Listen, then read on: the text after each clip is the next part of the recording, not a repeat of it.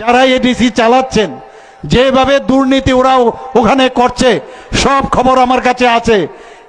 এই জনজাতি ভাই বোনেরা আগামী দিন ওনাদেরকে কোনো অবস্থায় আর বসতে দেবে না, এটা নিশ্চিত আপনারা থাকতে পারেন বন্ধুগণ।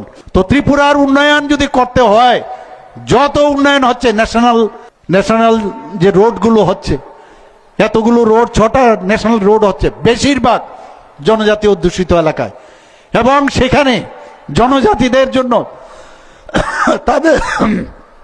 তাদেরকে এখন যেভাবে অ্যাকুইজিশনের জন্য বেশিরভাগই জনজাতিরা কিন্তু সেখানে পাচ্ছে বন্ধুগণ।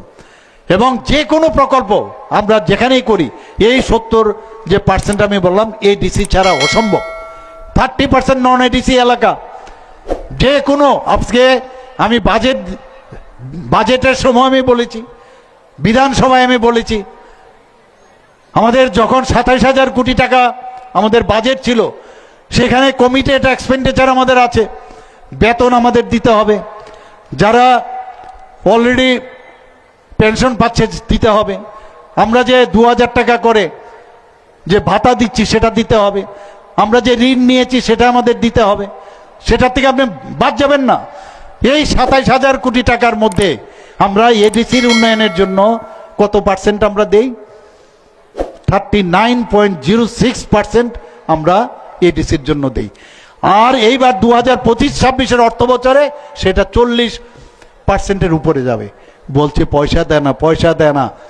কে কোথায় যায় সবাই জানে, সবাই জানে কে কি করছে সেখানে। উন্নয়নের নামে প্রহসন আর চালাবে ত্রিপুরার কি দুর্দশা হবে এক এডিসি দেখে বোঝা যায়।